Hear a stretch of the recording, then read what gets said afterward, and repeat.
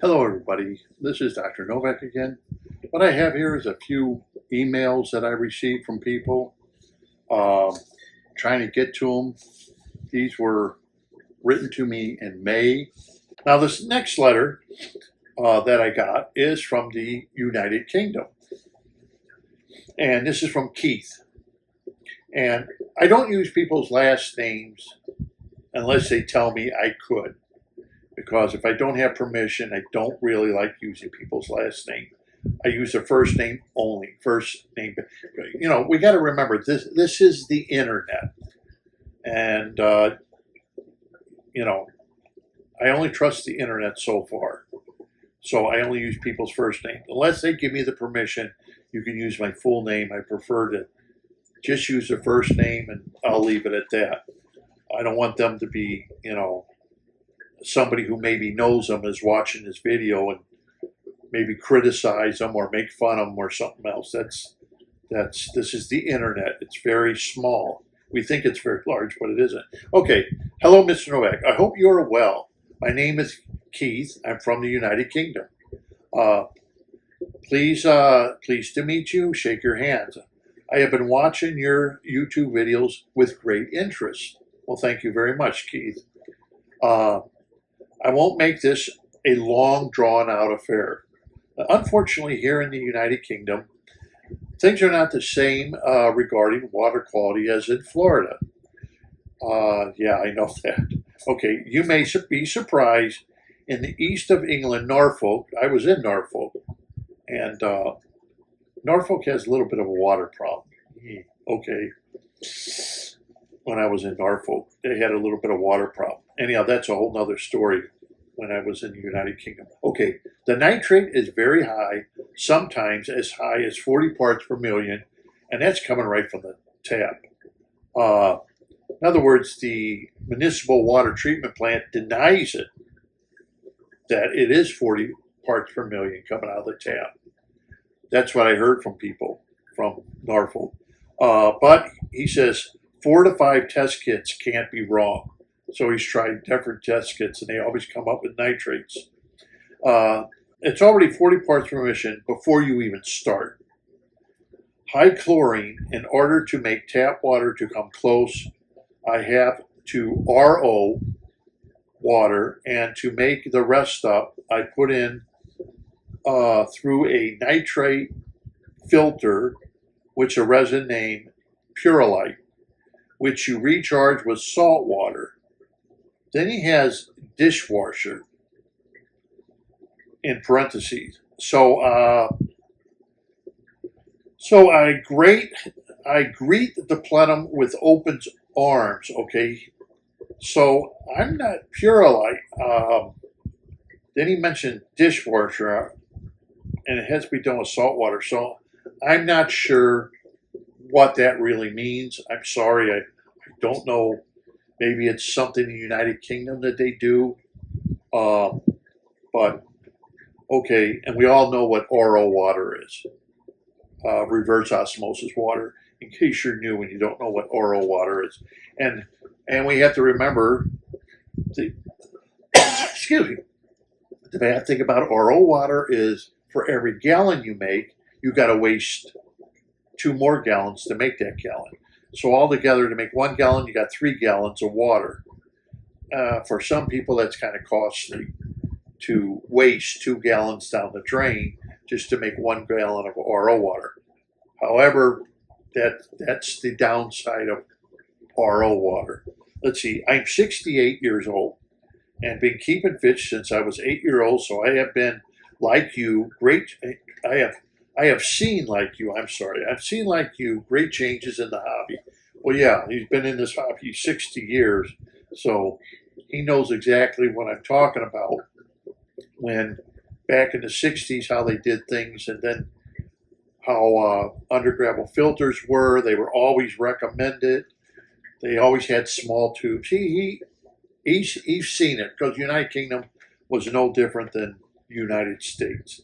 And if I have to admit something too, believe it or not, that in Europe, they always seem to be a couple steps ahead of us in the United States.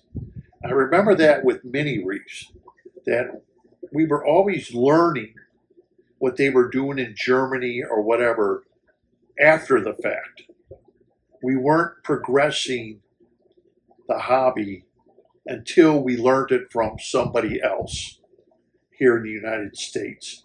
So you always have to give credit to the Europeans because they, just to me, have always been a little bit ahead of us Americans. Maybe that doesn't set right with some people here in America, but that's just what it seems like to me, especially when it came to mini reef, wet dry filters and stuff. That all came from the Europeans.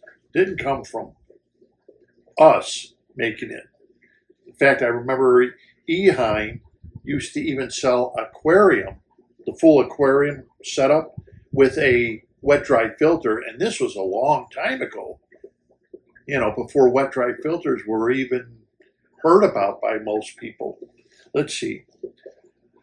I used to keep guppies when I first started. Even those have changed. Bought a virgin female, fully grown, from my local fish keeping source, and I had at least 40 young when I was hooked. I have over the years kept every kind of species, marine included. In fact, marine being my greatest success, water changes being that my greatest joy. I won't keep marines ever again because I think it's unkind or unjust.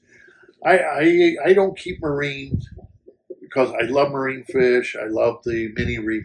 It's because if you go away, somebody has to take care of it. You have to have somebody come in, feed, take care, and people just don't know anything about salt water.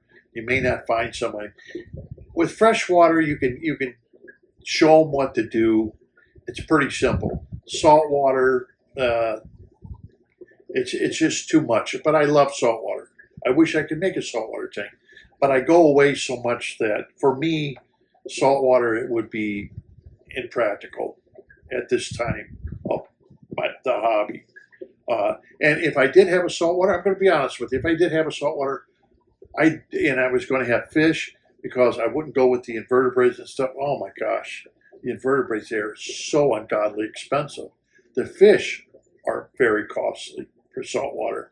But the invertebrates, it's like, holy cow, you get a little bitty nothingness, for hundreds of dollars. It's ridiculous. I wouldn't go into it because, I'll be honest, I'm too cheap to spend that kind of money on an animal. I used to buy Practical Fish Keeping magazine. Well, believe it or not, Keith, I used to get Practical Fish Keeping magazine sent to me over here in the United States. And you could order that magazine through like a magazine warehouse. And for years, I used to get Practical Fish Keeping. And the thing about magazines from the United Kingdom compared to the United States, Dr. David Poole, if Keith is watching this, you remember Dr. David Poole. Sometimes I would get it. It would come in a package, a manila envelope, and then you'd pull it out. Sometimes they have a little package of food or something else connected to the magazine. We don't do that here in the United States. We sell you a magazine, that's it. You get a magazine. But over there in the United Kingdom, sometimes they would have freebies that would come with your magazine that was connected to the magazine. I thought that was kind of neat. You see how the hobby's different in different countries. But for many, many years, I read about Practical Fish Keeping. Very nice magazine. I thought it was an okay magazine. It was Tropical Fish Hobbyist. It was a magazine that was, to me, better than a Tropical Fish Hobbyist magazine. Okay. That's why I kind of liked it. Okay. It's this for the first time. Let's see. I used DIY. It was long U-bent connected to a very small filter to this enclosed bend made from white PVC, non-toxic, filled with tonsy granules, which was similar to lava rock.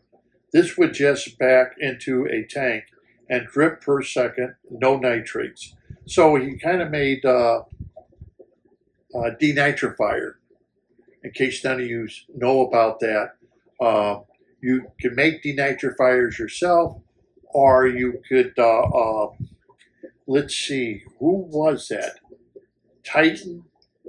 There was a company that made Titan filters, and they made an add-on to the filter, and you put a little tablet in it, and it was a denitrifier. So your filter went into this denitrifier.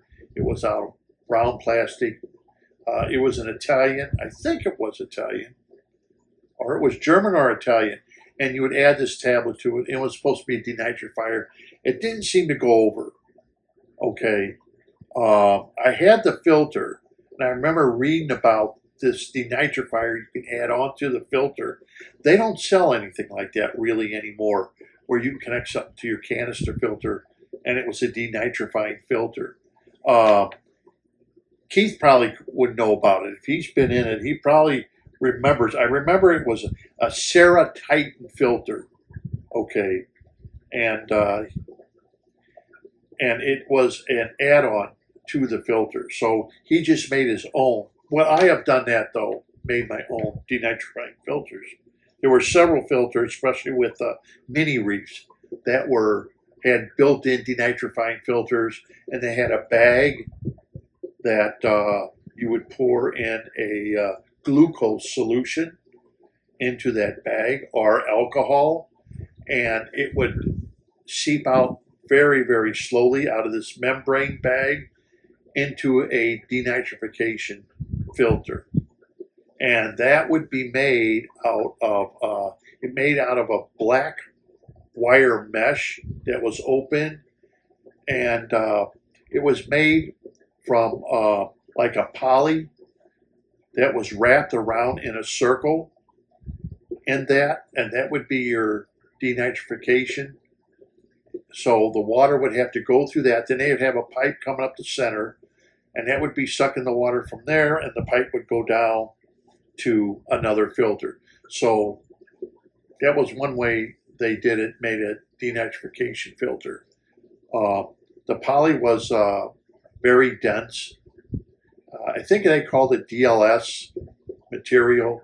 It was thin, maybe 1/4 of an inch, maybe 3/8 of an inch. Very dense though. You know, it wasn't like a real thick stuff, but this was very dense. So that's how they used to do it a long time ago. Haven't seen those anymore. Those are gone. Let's see. Now I seek your advice, if I may. Let's see. I shall be using 1-inch deep plates, and I have found them on eBay with 2 1-inch tubes, which suit me because I will be using a power head, reducing the flow, and check the flow rate by using an air line connected to the air line into the bucket, so I can gauge the flow to say a turnover rate of say 10% of the tank per hour. How's this sound? I'll be using CO2 and turn off the power in conjunction with power head and CO2 at night. Run the other with the air stone so the plants have oxygen at night. Slow flow rate. I hate the bubble noise. And yeah, that makes sense. I've had a few people say they're going to go more with a power head. They don't want the bubble noise. That's true. The bubble noise, like I said, they don't even want the bubble noise during the day, because I have bubble noise in my office here, and it doesn't bother me. It reminds me of the good old days. The CO2 outlet will be closed to power head. 2 LED lights, 1 warm and 1 cool. Okay, my big question, I shall be using cat litter, as there was a good video on YouTube made by a guy in the United Kingdom. I saw where to obtain it by PetSmart. So the layer and depth, etc. So I guess somebody in the United Kingdom, in case you are listening to me from the United Kingdom, I guess he's saying that you have PetSmart in the United Kingdom, and he got it from PetSmart, the kitty litter. Something to check into, okay? I shall use the Eheim filter media and use either the ground cover or mesh, not sure. Okay, so let's see what else he says here. Let's see, I will be keeping fresh water, maybe shrimp, and non-digging mini cichlids, hopefully breeding them. The question at last, he thinks inch of cat litter with fluorite, what will be, say, an inch, then fluorite, then more cat litter to make up the 2 inches of substrate. So what he's basically going to do, it sounds like he's kind of going to use some cat litter, then a little fluorite, and another bit of cat litter. What would your self use as the final layer of substrate? Well, that's a good question because you can use anything you want. And personally, I would probably, if that was me and I was going that route, and since I've been that route and I see what I had, I would go with a gravel because plenums aren't dependent upon specialized substrates. You're using the kitty litter, then you're putting the fluoride, using kitty litter. Tap it off with something heavier, and gravel is just going to be heavier. That's what I would use, Keith. That's myself. I would get a gravel that I liked and sprinkle that on top of it because kitty litter, even though I use it 100%, like in my bed aquarium, or 100% here, it seems to be light, okay, and it's not as heavy as gravel, so even if you went with your hand, you can blow it around. The kitty litter, it doesn't have a lot of weight to it like gravel does. So to me, if I was doing the same thing you were, I would use a gravel of your choice, of your color, of what you would want, smaller size between 2 to 5 millimeters in size, and I would place that on top as thick as you want, either just 1 inch or pea gravel, tetra complete substrate, or whatever, not sand. Pea gravel, if that's what you want. I know that some pea gravel is larger than others. I would go with cosmetically whatever you want. Okay, some pea gravel may make your pH rise, so that's just a little bit of caution. You may want to find out if it will do that. He wants to use a substrate or tetra complete. If you want to use tetra complete, that's fine also. So you have a lot of choices. Pea gravel, tetra complete, any kind of gravel that's not the real big stuff gravel, but the smaller gravel like you want. Going to work just fine. You'll be happy with it. I, like yourself, have looked at fish industry as a huge. You make the mistake, I will advise once again to spend more money. That's very true. In other words, it's almost like people keep making mistakes. They're going to spend more and more money trying to correct those mistakes. My son thinks your ideas are quite simply a joke. His idea is to put a heated cable, fill up with very expensive substrate, and watch beard algae grow. It's not happening. I quite understand the wait for your reply. So I'm kind of answering you, Keith. I'm very sorry. I apologize for that. Like your son, he wants to use heating cables. I use heating cables too. And it's something that they use in Germany. It's really a great idea. Okay, I'm going to say that right now. You put the heating cables down. It's very easy. You put whatever substrate you want. You want to put expensive, whatever. And they do work. Okay, and that's how you would heat your aquarium. You don't need any heaters. All you have is this little cable coming up the back of your tank somewhere. You don't have bubblers. You don't have any noise. And they work through convection. So they will create heat, bring it up, the cold water comes down. The only problem I ran into, 2 problems. Problem number 1 is In the summertime, when the house is warmer, they don't turn on. Like right now, we're in Florida. I don't even use heaters. I didn't use them up north. In the summertime, my heaters never came on. They didn't have to heat the tank. The only time you're going to be heating your tank if you have your tank up to 85 degrees or something, like for discus or something. Otherwise, your heaters are never going to turn on. That was problem number one. Then when I looked at the bottom of the aquariums that use the heating cable, within a few months, you could see blackening of the cable. Even if there were roots down there from plants, you could see the roots, you could see blackening of the substrate because there was no movement of water because the cables weren't working. Another thing is if the cables break. And as we all know, with heating cables or even heaters, they only have a life expectancy, maybe, if you're lucky, you get 2 or 3 years out of them. But I noticed when they broke, now what do? Okay, it wind up being that you either tear the tank apart to get the heating cables out to replace them, or you're kind of stuck. So I kind of jury-rigged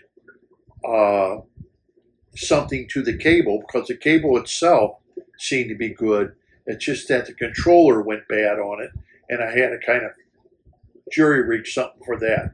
But that's the reason heating cables just did not go over with me. They became complicated. They wouldn't work in the summer unless you have a very cold room. Then they'll work continuously doing what they're supposed to be doing. Where I found that using a Plenum, like you said, a power head or a bubbler, air pumps are cheap, and then you're guaranteed to have water flowing 24/7, 365 days a year. Heating cables, no. That's just the problem I ran into with heating cables. I like heating cables. I think they're neat. The idea's there. They're great. They just were too complicated to keep them going without either breaking down or working during the summertime. And that's when I definitely had open bottom aquariums so I could see, and I see blackening of the substrate. So this is why I've always said to people, if you're using Father Fish's method, did you ever look at the bottom of your aquarium, and see if it's turning black? Because that was funny that when I had planted aquariums, my substrate was at least 5 or 6 inches, and I had planted aquariums. The substrate at the very bottom where the glass is was turning black. Okay, that means you've got anaerobic conditions, okay, meaning you have no oxygen at all, and you can get fermentation, or you can be producing nitrates, which your plants can use. But the problem is you could be creating hydrogen sulfide in that substrate. That can kill your plants, and that will turn things black, and that will start killing your roots to your plants and things like that. That's just what I've noticed. Okay. So if, like Father Fish's method, used heating cables, I bet you it would be a whole different story on how it worked. But unfortunately, in the summer, no, they don't work. Anyhow, that's it for this. Show you a picture of Keith's tank. I hope I got the right pictures here. I want to thank you for watching. Don't forget to subscribe. Until next time, this is Dr. Novak. Happy fish keeping. And I hope the video helped you with these two gentlemen. I apologize to the two gentlemen. I really do. I'm so behind on everything, on videos, because I do have 2 YouTube channels. And plus, with me dealing with other stuff, with traveling and stuff like that, it's trying to get these videos out and everything is hard. So thank you very much for watching. Don't forget to subscribe, and happy fish keeping.